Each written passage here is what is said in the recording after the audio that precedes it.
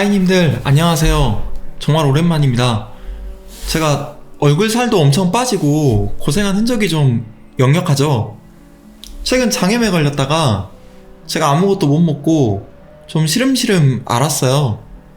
명절 때 겨우 죽다 살아난 초명입니다. 제가 기력이 딱 회복되자마자 영상을 한 편 찍고 싶더라고요. 오늘 이야기할 주제가 뭐냐면요, 바로 개묘년의 진짜 의미입니다. 우리가 개묘년을 두고 검은 토끼에다라고 이야기를 하잖아요. 근데 언제부터 이 간지가 이렇게 색깔 그리고 동물하고 연결돼서 이 뜻을 더욱 넓히게 됐는지, 동물하고 색을 언제부터 결합하게 됐는지에 대해서 이야기를 한번 해보려고 해요. 오늘 제 영상은요, 한국일보에서 그 사주 이야기라고 하는 칼럼을 연재하고 계시는 분이 계세요. 전영일 박사님이신데, 이분의 신문 칼럼을 제가 참고했다는 걸 미리 좀 밝히고 시작하겠습니다. 이 칼럼 링크는 제가 유튜브 영상 설명에 게시하도록 할게요. 제가 회사에서 작년 말에 그 올해의 신년사를 썼거든요. 아마 기업 홍보팀에 재직하는 분들은 다 이런 신년사를 직접 쓰셨을 것 같아요. 그러니까 저 역시 홍보팀에 있을 때 사장님이 매년 초가 되면 직원들에게 전체 그 신년사를 보내셨는데, 그 신년사를 제가 대신 썼었습니다.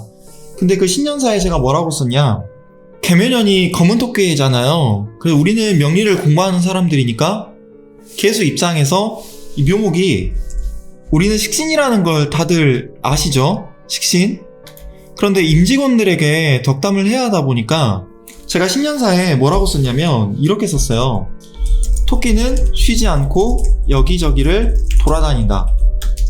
그리고 생활력이 강하다.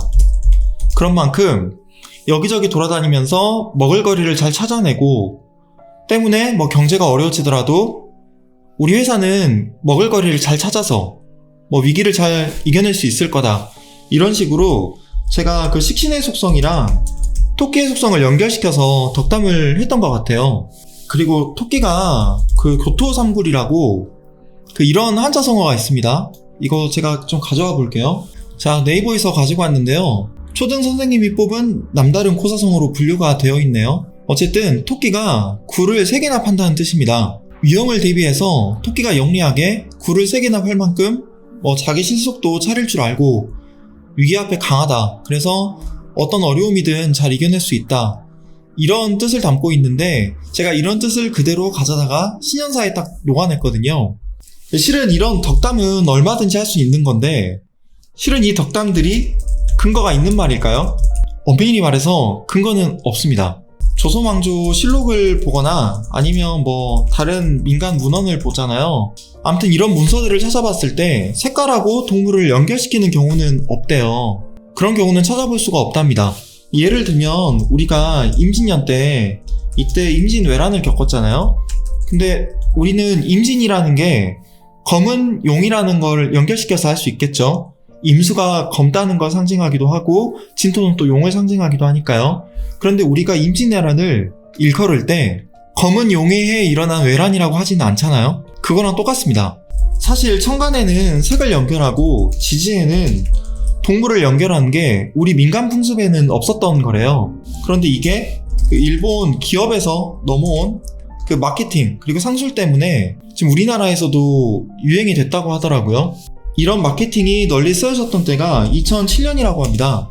제가 한자까지 이렇게 좀 써놨는데요. 이 정해년을 그때 당시에 황금돼지의 해라고 했대요. 그래서 이때 태어난 아이들은 재물운이 주어진다고 해서 이때 당시에 아이를 낳으려고 하는 신혼부부들이 참으로 많았다. 그런 기사도 찾아볼 수 있었거든요. 근데 2007년이 정해년이긴 한데 우리는 다 알잖아요. 이게 황금돼지해가 아니고 실은 이 정화가 어떤 색이죠? 붉은색이니까 붉은 돼지의 해, 이게 맞다는 거죠. 근데 이게 아무리 마케팅 상술이라고는 해도 어쨌든 이때 당시에 우리나라 국민들 대다수가 이걸 되게 희망적으로 바라보면서 이때 태어난 아이가 경제적으로 풍족하기도 바라고 또 우리나라 경제가 활성화되기도 바라고 그랬던 거잖아요. 근데 개묘년도 마찬가지입니다. 이것도 역시 마찬가지로 토끼의 속성에 비유한 거고요. 물론 역사적인 근거는 없지만 우리가 어떤 새해의 희망 아니면 덕담 아니면 경제 활성화 이런 거에 대한 바람 같은 걸 상징하는 걸로 의미를 좀 확장시켰다 보니까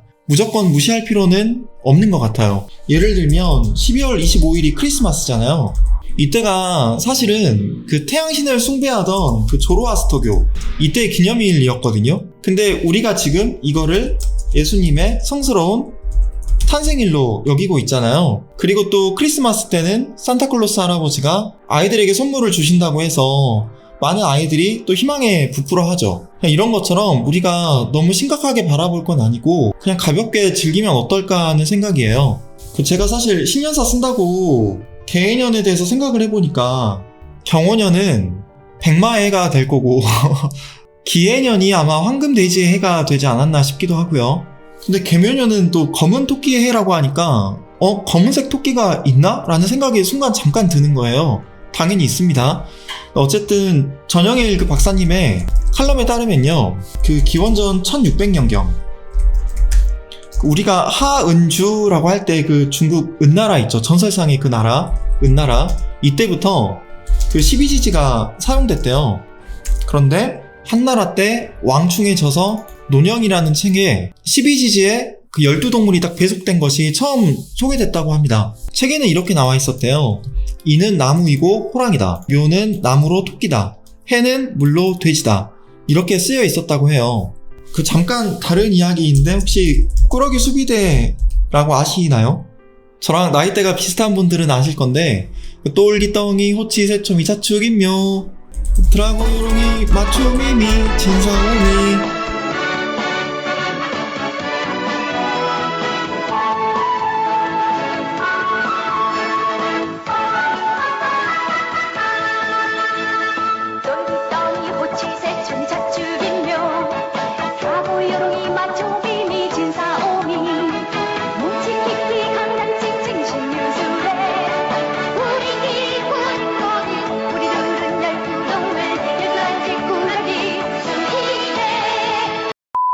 그런 애니메이션이 있었습니다. 갑자기 제 딸이 좀 크면은 이 애니메이션을 함께 좀 보고 싶네요. 어쨌든 제가 자축, 임묘, 똘리, 또롱이, 호치, 새초미 여기에 해당하는 쥐, 소, 호랑이, 토끼를 이렇게 적어봤는데 실은 이거는 12지지의 동물을 배속시킨 거고 동물에 해당하는 한자가 따로 있습니다. 그게 어떤 한자냐 하면 바로 이 한자예요. 쥐, 소, 호랑이, 토끼. 실제 동물을 나타낸 한자가 별도로 존재하고 있다는 거죠. 그러니까 우리가 명리학에서만 그리고 12지지에서만 이 한자하고 동물을 서로 등치시켜서 사용하고 있는 거고요. 그런데 또 아시겠지만 이 12지지하고 12동물이 연결된 게 또 불교의 영향도 있습니다. 우리가 절에 가면 입구에 그 12지지 신상들이 있잖아요. 몸은 사람 몸이에요. 그런데 얼굴은 뭐 호랑이, 토끼, 돼지 등등 그런 동물을 하고 있죠. 이거 12동물이 모두 그 12방위를 지킵니다. 12방위. 이걸 우리가 불교의 신장이라고 하죠. 신장. 어쨌든 이 12지지의 동물이 배속된 이후에 우리가 한 해를 띠로 나눈다고 할 때 그 띠를 동물의 의미로까지 확장해서 쓰게 된 거죠. 그래서 저는 85년생인데 9월달에 태어나서 소띠입니다. 개묘년 할 때 묘자를 좀 자세히 들여다볼게요. 역시 네이버 한자사전에서 가지고 와봤는데 이 묘자라는 게 뭐냐면 문이 활짝 열린 모양이에요. 우리가 잇목이 씨앗이 딱 숨겨져 있다가 겨울에서 봄을 맞이하면서 씨앗이 땅을 뚫고 딱 나오는 모양이라고 한다면 묘목은 그 봄의 기운이 더 왕성한, 즉 씨앗이 땅을 뚫고 올라온 걸 넘어서 완전히 새싹을 확 피면서 자라는 모습을 상징한다는 거죠.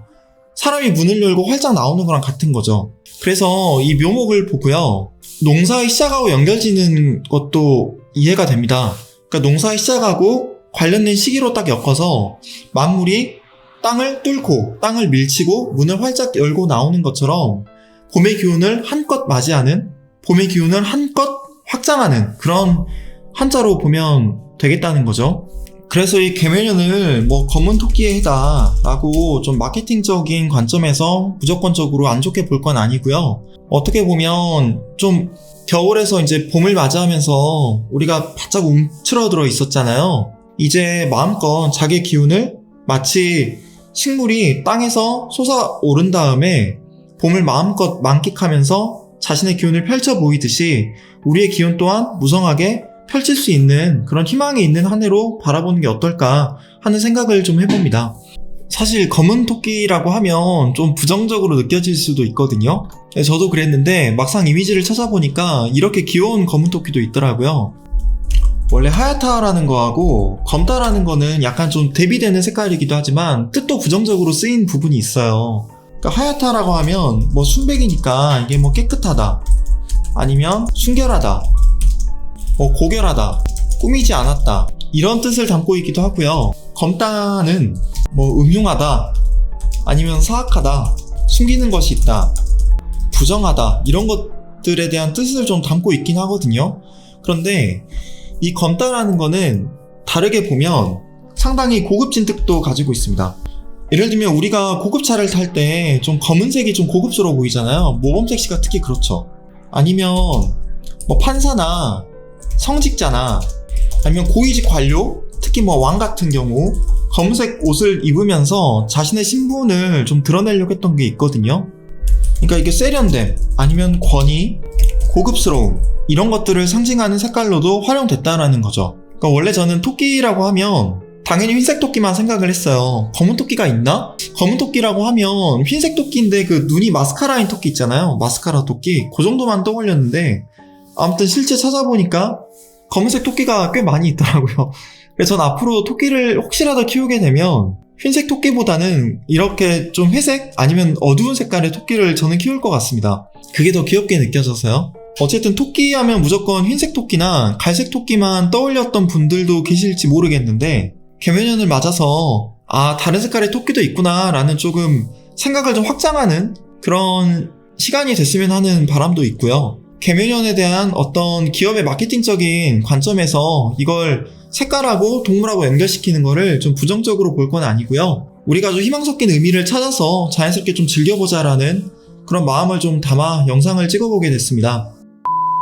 제가 지금 영상을 찍고 있는 곳이 제가 그동안 찍었던 저희 집은 아니죠. 제가 만든 사무실도 아니고 친한 어떤 선생님의 사무실을 제가 빌려서 명절 때 촬영을 하고 있는 건데요. 아마 철공소에서 현묘님의 입문반 목요일 금요일 강의를 들으시는 분들은 여기가 어떤 사무실인지 아실 것 같아요.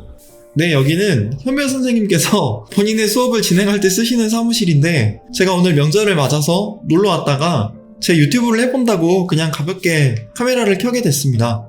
현묘 선생님께서 명리 입문반 수업을 시작한다고 하실 때 이제 막 명리를 공부하려고 하는 분들에게 도움이 될 것 같아서 제가 유튜브로 추천한 적도 있었잖아요.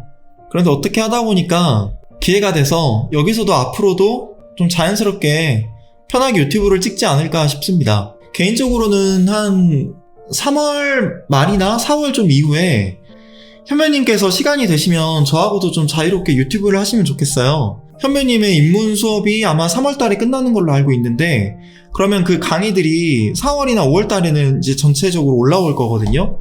이번에 신청 못하신 분들은 그때 이제 강의를 구입해서 들으시면 될 것 같은데요.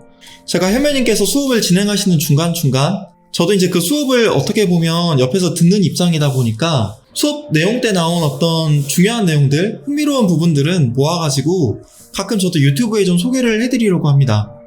제가 아마 3월 이후에는 유튜브 라이브를 좀 편하게 진행할 것 같아요.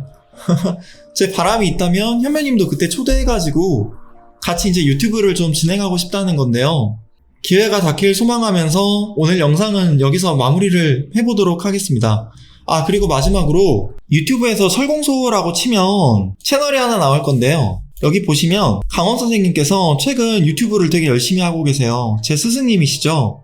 요주의 인물 또는 요주의 인물이라는 이름으로 시리즈 콘텐츠를 지금 연재하고 계신데 이재명, 바바라 월터스, 그리고 젤렌스키, 박재원 등등 이런 인물들에 대한 명식을 소개하셨거든요. 그리고 이 철공소를 소개합니다라는 영상을 보면 저도 나옵니다. 저도 옆에서 살짝 도와드리고 있어서 아마 점점 영상의 퀄리티가 더 나아질 것 같아요. 지금 강원 선생님 제자분 중에 한 분께서 거의 헌신하시면서 이 영상을 제작하고 계시는데 점점 편집 실력이 나아지고 있어서 앞으로는 더 좋은 퀄리티의 영상을 기대하셔도 좋을 것 같습니다. 제가 준비한 영상은 여기까지고요. 저는 다음에 또 다른 영상으로 인사드리도록 하겠습니다. 제 영상 시청해주시는 파이님들 모두 이번 설날 명절 때 가족분들하고 뜻깊은 시간 보내셨으면 합니다. 감사합니다. 전 다음에 뵐게요. 안녕히 계세요.